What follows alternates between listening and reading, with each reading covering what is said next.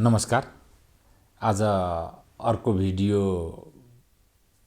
ब्लगको भाग लिएर उपस्थित भएको छु।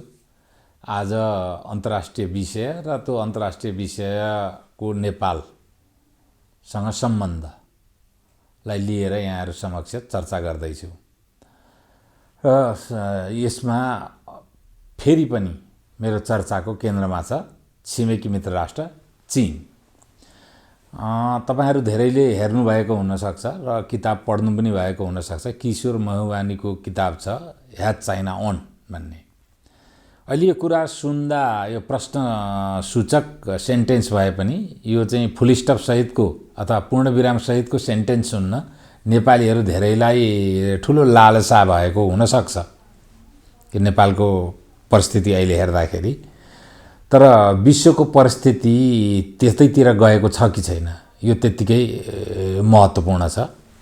हालै मात्रै अमेरिकाले आफ्नो पोलिसीमा अलिकति पुनरावलोकन गरेर चीनलाई हेर्ने नीति र चीनलाई गर्ने व्यवहार भनेको सोभियत संघसित शीत युद्धको अन्तिमताकामा जे व्यवहार गरिएको थियो त्यही प्रकारको व्यवहार गर्ने र त्यसै किसिमले हेर्ने र त्यसै किसिमले रणनीतिहरू निर्माण गरेर त्यसरी नै परास्त गर्ने ब्योराको पोलिसी चाहिँ सार्वजनिक गरेको छ।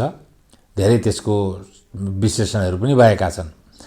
र यही मौकामा ताइवानलाई लिएर जब चीनमा राष्ट्रपति सी जिनपिङले संविधान संशोधन गरेर पुरा आफ्नो हातमा शक्ति केन्द्रित गरे र आफूले चाहेसम्म राष्ट्रपति हुन सक्ने प्रावधान निर्माण गरे, त्यसपछाडि हङकङमा पहिले वान कन्ट्री टु सिस्टम जसरी चलिरहेको थियो त्यसमा ठूलो परिवर्तन आयो र अहिले आएर त्यो परिस्थिति लगभग भङ्ग भएको देखिन्छ। तर अहिले नै फेरि सी जिनपिङले अलिकति चीन अलि ताइवान प्रति बढी नै होस्टाइल भएर प्रस्तुत भइरहेका छन्। अन्तर्राष्ट्रिय मिडियाहरुमा पनि आइरहेको छ। र माओका पालामा जुन माओले 5 औँला र 4 वटा शरीरका अभिन्न अंगको रूपमा पहिले 4 वटा अंगहरूलाई एकीकरण गर्ने, जब जनवादी क्रान्ति उनले सफल पार्ने बित्तिकै फेङ्कु द्वीप, ताइवान, हेनान र तिब्बत 4 वटालाई एकीकरण गर्ने र 5 वटा चाहिँ तिब्बतलाई हत्केला मान्दाखेरि हिमालका 5 वटा क्षेत्रहरूलाई उनले 5 वटा औँला मानेका थिए। लद्दाख, नेपाल, सिक्किम, भुटान र भारतको तत्कालीन नर्थ इस्ट फ्रन्टियर एरिया अहिले जुनलाई अरुणाचल प्रदेश भनिन्छ। त्यस अन्तर्गत उनको हेनान र तिब्बत एकीकरण गर्ने अभिष्ट त त्यतिखेरै पूरा गरे। ताइवान र फेङ्कु द्वीप जुन छ त्यसलाई एकीकरण गर्ने उनको माओको सपना अहिलेसम्म पनि अधुरै रहेको छ र त्यो सपनालाई माओ जत्तिकै शक्तिशाली भएर आफूलाई प्रस्तुत गरेका वर्तमान राष्ट्रपति सी जिनपिङले फेरि त्यही सपना अगाडि सारेका छन्, अर्थात् फेङ्कु द्वीप र ताइवानलाई एकीकरण गर्ने। ताइवानलाई नै भनौँ, फेङ्कु पनि अहिले चाहिँ ताइवानसँगै छ र यसका लागि उनले अगाडि सारेका छन् एक राष्ट्र दुई प्रणाली।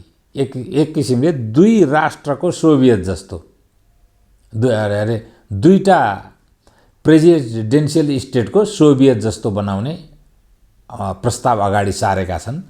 तर हङकङको अनुभवले अन्तर्राष्ट्रिय समुदायलाई त्यो ग्रहणीय पक्कै नभएको प्रमाणित भइसकेको छ र अमेरिका र जापान यो विषयलाई लिएर उग्र भएर चीनको विरुद्ध अगाडि सरेका छन् र त्यसैको अब बाछिटा भनौँ अथवा त्यसैको कन्फ्लिक्ट भनौँ दक्षिण चीन सागर र पूर्वी चीन सागरमा एक किसिमको उत्कर्षमा पुगेको छ।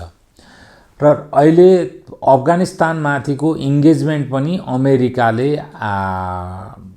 छाडेपछि उसको सम्पूर्ण ध्यानाकर्षण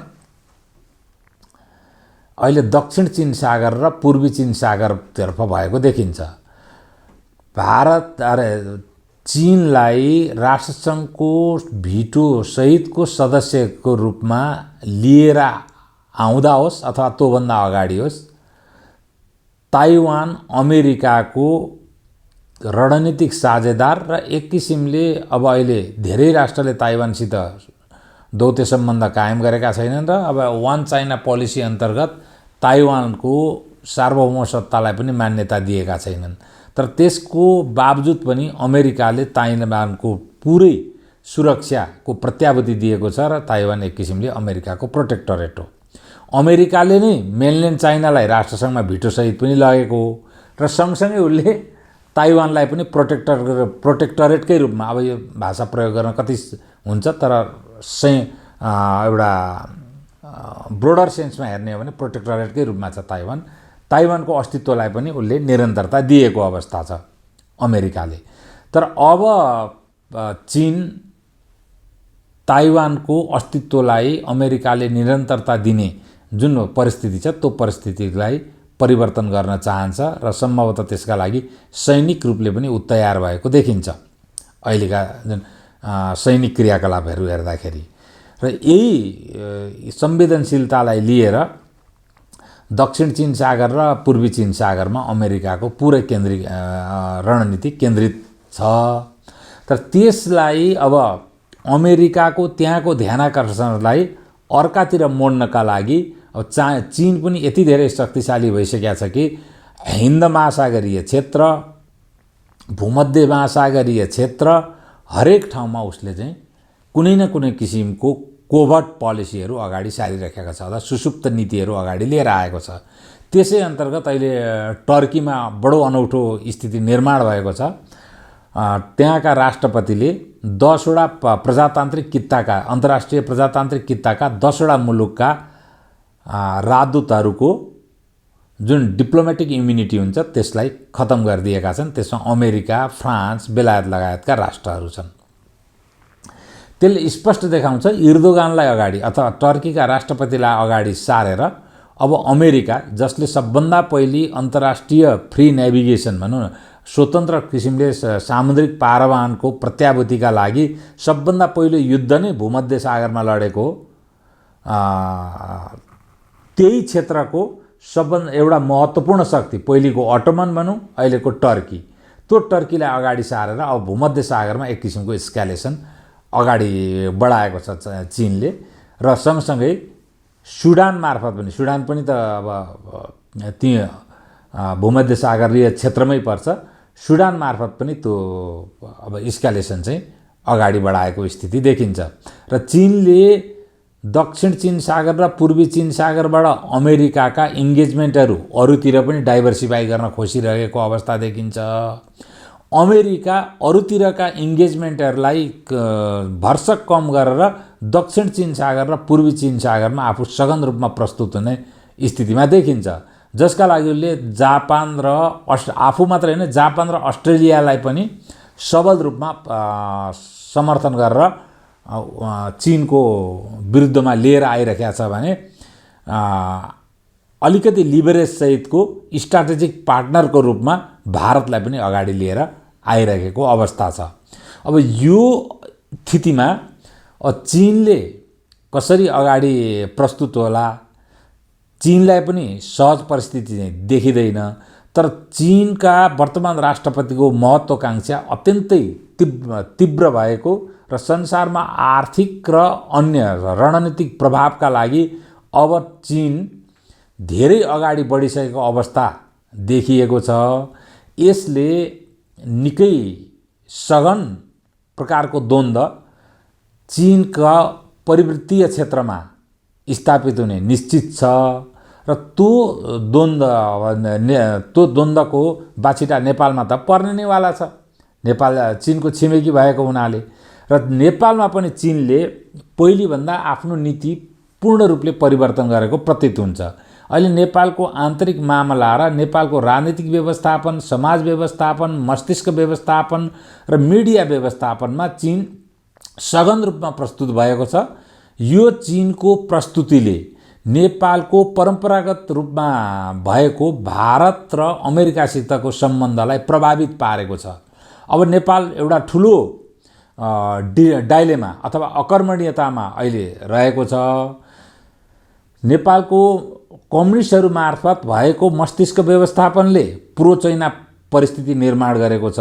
तर नेपालको परम्परा, सैन्य चाक, आर्थिक चाक, डायस्पोरिक चाक, सबै परिस्थितिले नेपाल संसारको प्रजातान्त्रिक कित्ताबाट बाहिरिन नसक्ने अवस्था छ। प्राकृतिक भूगोल, सांस्कृतिक भूगोल, आर्थिक भूगोल केहीले पनि बाहिरिन नसक्ने अवस्था छ। यही स्थितिमा अब प्रधानमन्त्रीले भर्खरै मात्रै नेपालको विदेश नीतिको आधार सिद्धान्तको रूपमा नेपाल फर्स्ट अथवा नेपाललाई को चाखलाई पहिलो प्राथमिकता दिने एक वाक्यको सिद्धान्त अगाडि सार्नु भएको छ। यसैलाई मध्यनजर गर्ने हो भने अब चीनको विस्तारित प्रभावबाट बाहिरिन नेपालले आफ्ना चाखहरूलाई सम्बोधन गरेर आफ्नो कित्ता क्लियर गर्नुपर्ने स्थिति छ। नेपालका त 5वटा चाखहरू हुन्। एउटा, नेपाल प्रजातान्त्रिक पद्धतिभन्दा बाहिर जान सक्दैन, त्यसकारण प्रजातन्त्र र मानवाधिकार एउटा स्वाभाविक चाख हो।